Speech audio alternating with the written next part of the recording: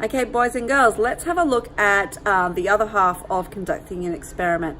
That's where we take our observations, we look at our results, we analyze them, and we conclude the experiment. First of all, looking at the same example experiment, let's have a look at the way I would do my observations.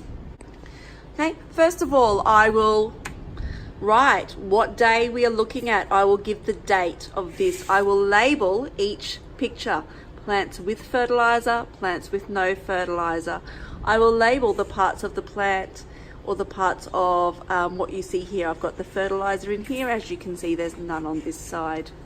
Okay, I have shown exactly how tall the seedlings are to begin with in measurements.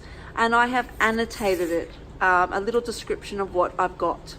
Test plants and control plants are all 10 centimeters from the bottom of the pot to the tip of the leaves.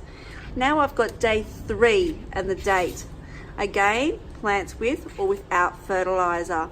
I have annotated them. I've given measurements to show how tall the plants are, and then a description of how the plants have grown over 2 days. Next, we would look at an analysis of that information. Once we've done a bunch of observations, we can come up with an analysis. So this is an example of analysis. This is how long I would expect from your analysis, and hopefully going into some specific detail. I'll read you mine. When the amount of fertilizer added to the grass plants was changed, the rate of growth also changed. So this is what happened. See how I am always referring back to what I'm changing in the experiment. The data demonstrated that the test plants, which had added fertilizer, all grew taller and appeared more healthy than the control plants, which had no fertilizer added. While the control plants did grow taller, it was the added nutrition of the fertilizer which boosted the growth of the test plants. The results obtained throughout the experiment have successfully supported the notion that plants need both energy from photosynthesis to grow and nutrition to remain healthy. Okay, now throughout this, where I started new sentences, boys and girls, I used my science writing sentence starters, which is what I would expect you would do when you write your report up, and looking at both sides for all of the different sentence starters that you will be using. Next, back to the wall, is a conclusion. Now in our conclusion, we restate our hypothesis. We say whether our hypothesis was supported or not, and we give a claim why it was or why it wasn't. So let's have a look.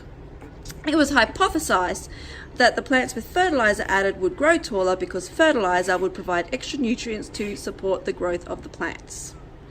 So that was a restating the hypothesis. The results obtained throughout the experiment support the hypothesis, as the test plants all grew on average 7 centimeters taller than the control plants. Test plants also maintained a bushier growth habit. Okay, so I've restated my hypothesis. I said that my hypothesis was supported, and I gave my evidence why I thought that. Then we would give an evaluation of the experiment, and this is where, oh look, you can see me. Hello, you can see me in the window. This is where you will say what was fair about the test, if there was any experimental error, if there were things that you could improve. And in this test, I think it was a fair test, so I've justified that. The experiment was reliable because variables were well controlled.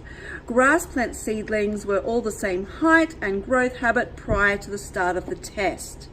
Another reason it was a reliable experiment was the use of 3 trials of the test plants and the control plants. Results across the test and control plants were similar.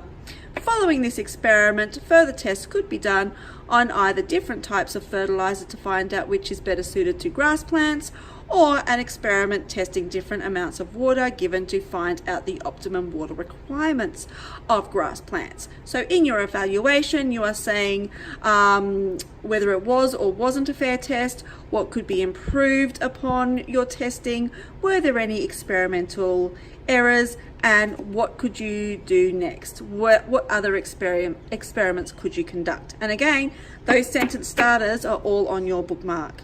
I hope these videos have been helpful, and we'll be looking at them hopefully again when you come to actually writing that part of your report. Bye.